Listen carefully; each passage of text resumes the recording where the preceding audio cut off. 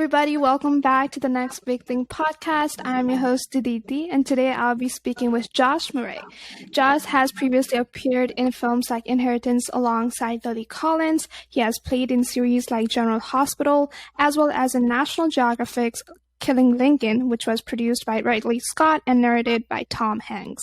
Josh is back this year with the classic movie for Christmas season. His latest project, Christmas at the Greenbrier, comes out on November 24th. Welcome to the show, Josh. Thank you for joining us today. Thank you, Didi.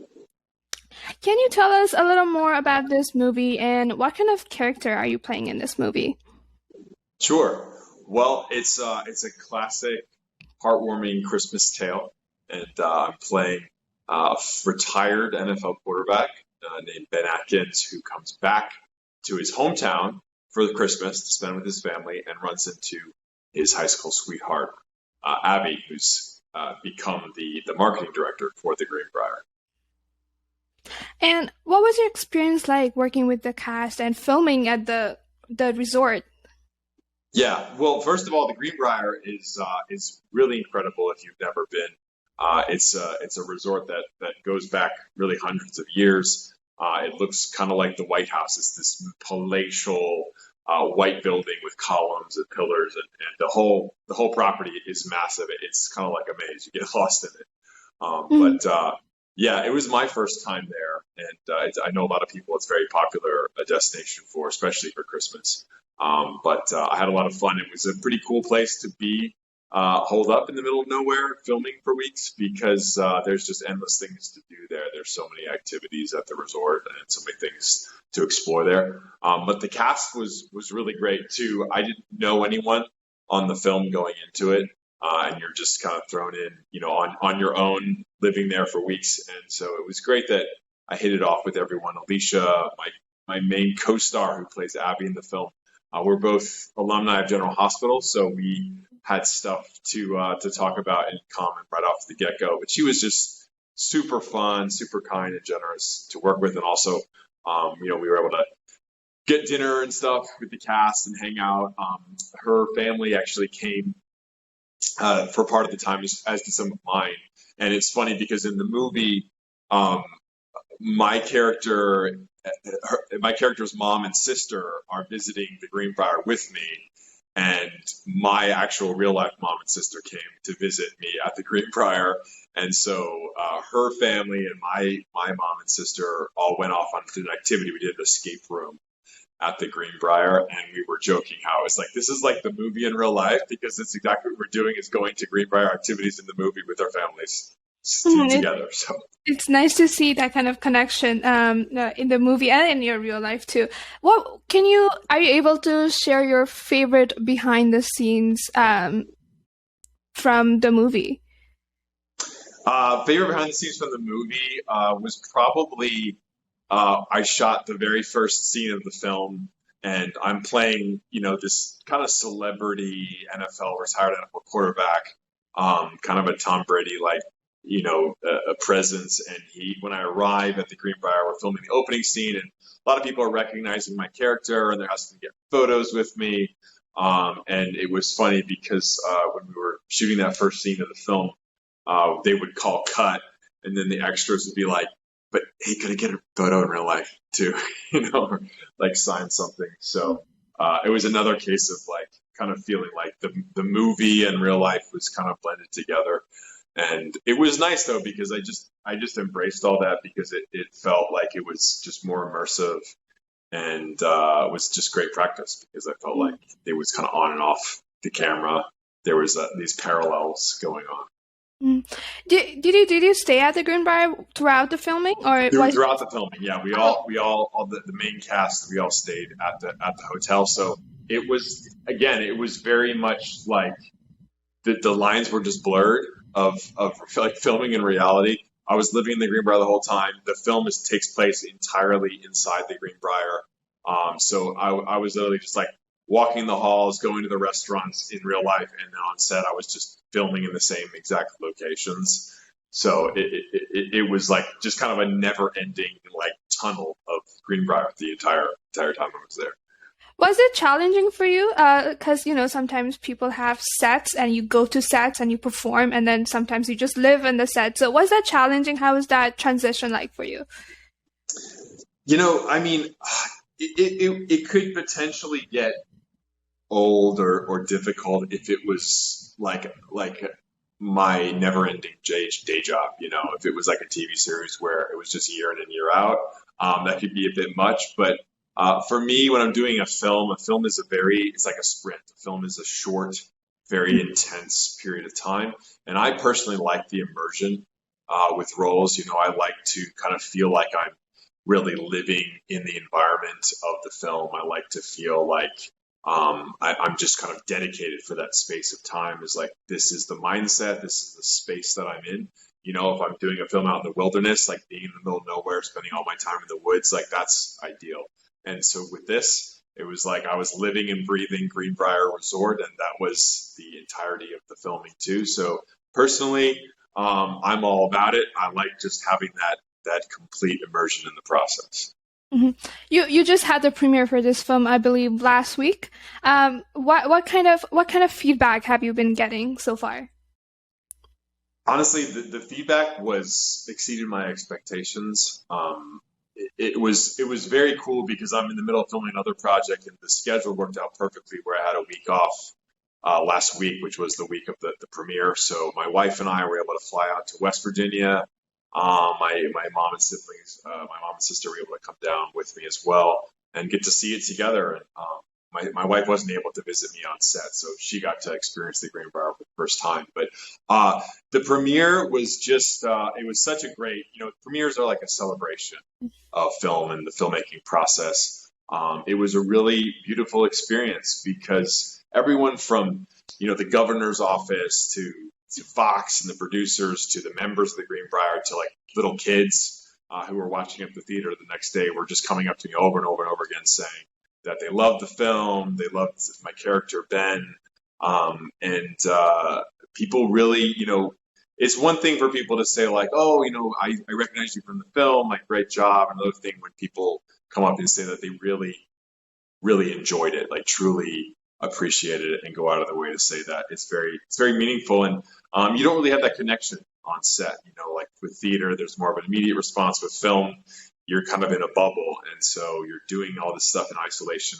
And the premiere is a great opportunity to just connect with the audience and hear back what they were getting out of it.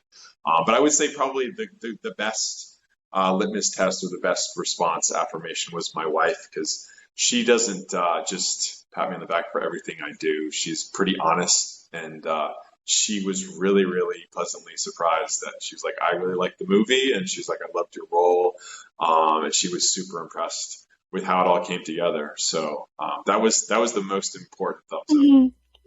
As long as your wife is impressed, the film is good to go. Yeah, good to go. Good to. It must have felt like Christmas morning when like everybody gathered in the Greenbrier to watch the film. Yeah, well, it was the first time for almost all of us seeing it.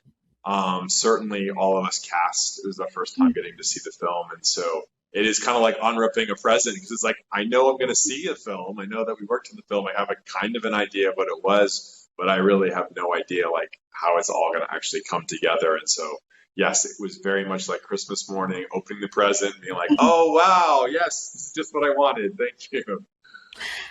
Josh, I want to go back a little bit. Tell us more about your journey to Hollywood. How did you get indulged into acting? How did I get into acting? That's a great question and a really long story, but some of the main motivations for me, well, my dad was always interested in Hollywood, always a big film buff, and he was a writer. He wrote screenplays even before I was born. And so I grew up reading some of his scripts when I was a kid. And so I had this appreciation for film and story, and I used to imagine, movies and his scripts being made into movies and whatnot. But it wasn't until I was really in college going a completely different direction that a number of things conspired in my life, including health issues that really forced me to give up a lot of my hobbies, the things that I enjoyed doing at the time, and also just some personal identity, searching, self-discovery issues. I really just felt this pull that like I need an outlet and I need to like explore who I am more. And so I had this just fascination, this curiosity with it. I had to try acting. And my first foray was actually just going to an audition. I found out about this short film audition, and I went, and I was terrified, and it was overwhelming, and it was very scary in a lot of ways for me. And they ended up giving me a small part in the film, a little speaking role, and that's how I got my toe sort of dipped in, and from there it very quickly became this fascination, almost obsession with I need to crack this and figure out what this is, just for my own discovery, my own understanding, and really facing my own challenges, really facing my fears and limitations through the process of acting, of the art of it. And then over a number of years of doing that, I started to get some familiarity, some ease with it, and some progress and some affirmation from people in the industry saying you're really talented. And that's when I decided, okay, I'm actually going to think about this as a business. I'm going to pursue this as a profession. And then it was, a period of number of years working on things like Killing Lincoln and starting to build some resume and some skill and some craft that I could rely on to where I felt like I was ready to come out to LA. And so about 5 years ago now, I started the transition to Los Angeles. And how has that been for you? How is living in LA? You're originally from Washington, if I'm not mistaken. I was actually originally from New York. I was born on Long Island, but I grew up in the DC area quite a bit of my life. But LA was a big shift. It was I'd never lived on the West Coast before, and it was a little culture shock. It was a big transition. But from the very get-go, I just felt a lot of confirmation that I was supposed to be or where I was supposed to be. I'm a great lover of the sea. I love to spend time in the ocean, on the beach. I love sailing. And so right away, that was like a huge perk. I was like, wow, I'm living right next to the sea.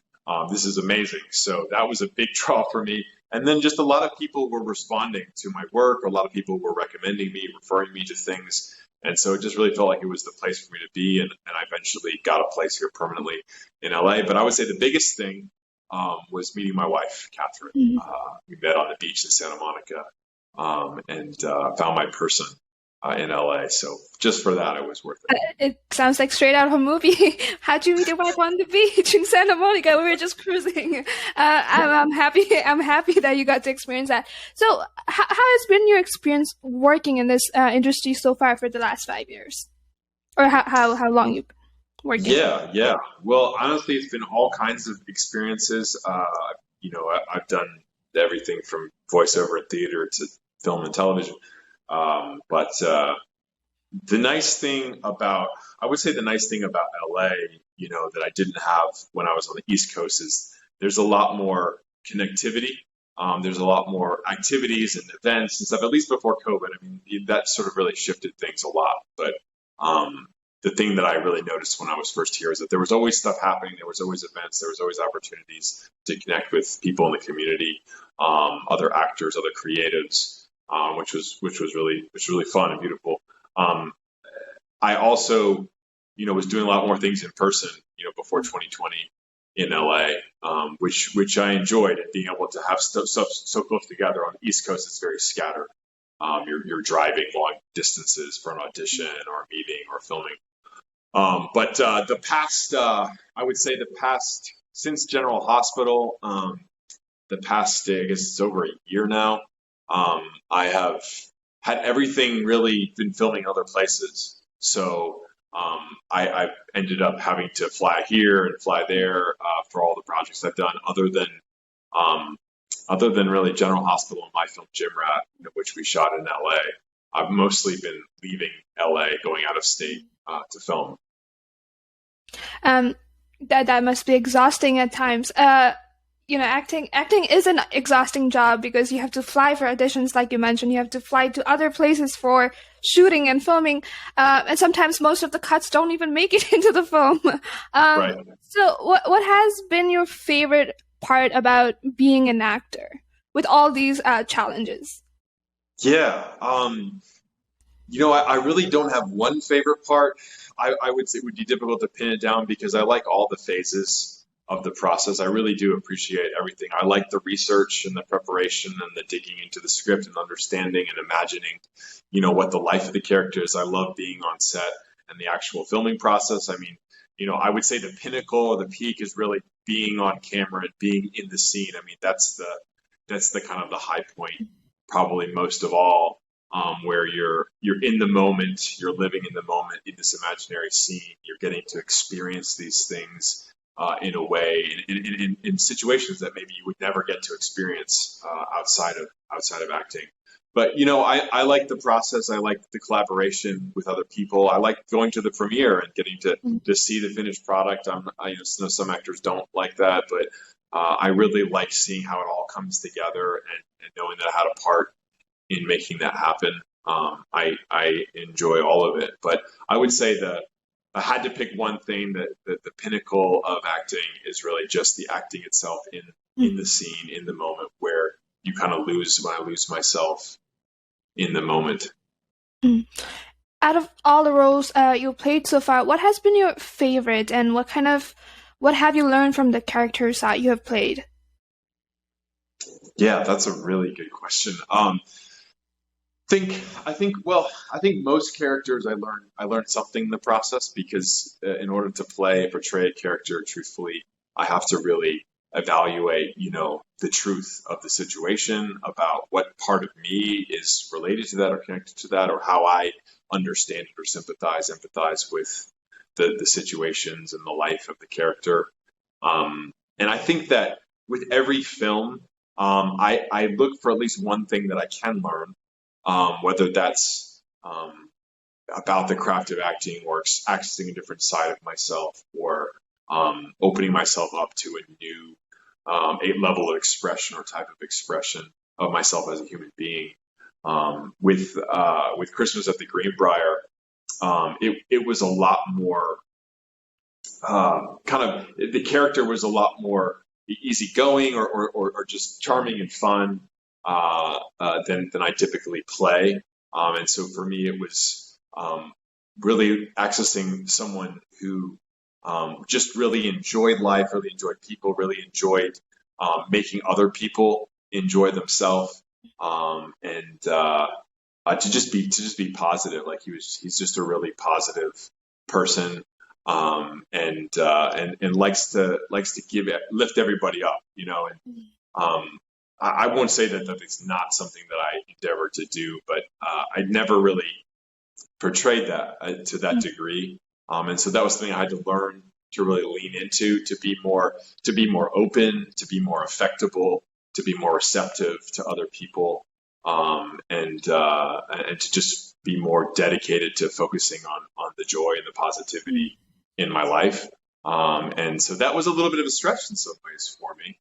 And I like that I can learn something, I can develop in some way, stretch myself in some way with each role. I don't know that I could pick a favorite role. I'm kind of an overthinker, so anytime I say like this would be my favorite role, I'm kind of like, well, but what about that role? There was something about that role that I really liked. I would say the thing that's been maybe the most challenging and interesting and a passion of mine is the character of Lonnie in Gym Rat that I'm producing, and that's big part because I've been a part of the creation of this film from the get-go, and we're nearing the finishing post-production on that, and it was an incredibly challenging process because I was wearing so many hats, but also it was just a role that the director Kors and myself had talked about from the beginning. That was the idea, was to do something that was different than anything I'd done before, and as much of a stretch or a departure from what I've done before as possible. And so I like it because it was such a challenge and such a stretch for me. What would be an ideal kind of character that you would like to play in your future projects? So growing up, I was a big history buff. I loved literature, and I was particularly drawn to the Age of Sail, the 17th, 18th century colonization period where, the tall ships, the pirates, privateers, the naval battles were happening. The Seven Seas and the Spanish Main. That's the kind of most romanticized but brilliant space of history when the world was really young and sort of undiscovered, and just the adventure, the exploration, the possibility of all that is what really, I think, most captured my imagination as a kid. And I used to just pore over those books, things like, Treasure Island. And so playing a privateer, playing a naval high seas commander or something like that would be definitely, Treasure Island or Master and Commander. That would be a dream project for me. I'm gonna make it happen one way or another. One day we'll get there. I want to talk about Jim Rat, like your upcoming film, for a little bit. It's a thriller film, right? Yes. Yep. Yeah. And without giving too much away, I don't know how much you can speak on it, but what can we expect from this movie, from your character? You're also producing, like you mentioned. What can we expect from this film? Yeah, so we're in the final stages of editing. So my expectation is to have it finished and distributed, released next year. But the basic concept of the film is it's about a fitness freak. He's obsessed with working out. He's really into bodybuilding. He's just getting out of prison at the beginning of the film, and he's got this delusion of being the next Mr. Olympia. He's so dedicated, so committed to overcoming, whatever the obstacles, that he's kind of out of touch with reality. And so it deals with mental health. It deals with addiction, substance abuse, and really it's a story both about good transformation, overcoming our addictions, and it's also about identity, like knowing who you are, knowing what's truly important, what makes you you, versus what other people say you are, what your achievements say you are. But the character, I think is really cool. It's really interesting, really fascinating, because he's a performer. He's a kind of a chameleon. He's constantly, his whole life, he grew up in the foster care system. His whole life he's spent in reinventing himself. And so what I love about the character is you're never really sure like who he is or what he's really about, because he's constantly shifting and reinventing himself. How was it challenging to portray this character? Like, do you see any parallels between this character and your own life? Yeah, so there's a lot of reasons why this role really was a draw to me, and why I was excited to help develop it. Partly, my journey with my health, which brought me into acting, my health issues, and having to give up working out. I was interested in lifting as a teenager. I was really passionate about fitness, and I had to give it up for many years, and had to go through a long process of just exploring and studying and experimenting with different approaches to healing, to where I could get to the place where I was strong enough to start exercising and lifting again. So doing the film, playing a guy who's a fitness freak, putting on 20, 30 pounds to play the role, like I loved all of that transformation process, and I loved being able to play someone who's so dedicated, driven, determined to overcome. It's something that I've really fought for, to be that kind of a person, to not let obstacles and setbacks to control me, or to prevent me from moving forward. I really like dug into that. I really liked. I think that's an honorable character attribute, and I think there was definitely some things about like trying to fit in. I moved around a lot when I was a kid. I did homeschooling. I was always a little bit of like the new kid on the block. I was always a little bit an outsider, and I always felt like it was a little clunky trying to figure out like, how do I relate? How do I behave, interact with people? It felt like it was something that I had to like figure out. And so I really related to that aspect of the character too. I think where he grew up with no sense of identity, no sense of home, and also just a lot of some unique mental, neurodivergent mental faculties that made him not fit in. And so I really related to that and appreciated that part of the character, where He's doing his best, trying really hard to like make things work and to fit into society, even though it's difficult and challenging to him. There are other things, like the steroid abuse and the addictions, and this kind of maniacal, almost psychopathic obsession with achieving his goal that I've never fallen into. But that was, again, like I said, a great challenge and learning experience to see, like, how do I bridge that gap and how do I empathize with someone? And part of the theme of the film is really also about judgment, where, we look at someone and be like, okay, well, they're weird, they're messed up, they're kind of like they're out, I'm writing them off. And to look at like, okay, well, how do we understand them? And, how do we empathize with why they're like that? And that's something that I had to do for the character, and something I also want to do for the audience through the story. It sounds like it has a lot of things packed in this one movie, and I'm very excited to see it. A lot of layers. Yeah, a lot of layers while we to indulge in. That's interesting and intriguing. Final question, Josh. What advice would you give to someone who's going through similar things like this character with like identity and mental health in Hollywood, like young actors who are starting out and going through like that identity crisis in Hollywood? Yeah, well, one thing that I would really like people to understand or to take away from the film, and what I would love to communicate with your audience, if they have a dream, a goal, a desire, a drive to be something, to become something, to achieve something, like winning a contest or like succeeding as an actor, that's great. It's in the right balance, the right place. That's wonderful. I have a lot of things that I'm pushing hard on myself to achieve. But it's really important that goal, that achievement is for a higher purpose, for a bigger vision, okay, than just achieving it. And that it's coming from a place of living out who you are, of an expression of who you are, rather than something that's going to define who you are. Because if you let those achievements, those things that you do, those things that other people say you are, those become your identity. That's where you look for your value, your meaning, and your purpose in life. Then it's never going to be healthy. And in fact, it can destroy you. So it's really important. And especially, to speak to my fellow actors as an artist, to really know who you are, to spend that time searching and reflecting and seeking to understand what your identity is, who you are, and that you want to serve the world, to serve your fellow man, to serve society in a way that enriches and blesses and loves other people.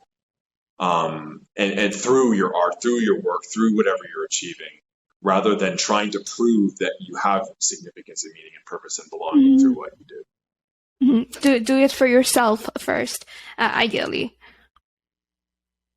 Yeah. Do it for yourself, but with the goal of helping other people, right? Rather than getting other people to accept and acknowledge that you have. All right. With that, Josh, we end our conversation here. Thanks for speaking with me. Thank you for our listeners for tuning in. I hope you enjoyed our little conversation. I'm Diditi for Next Big Thing.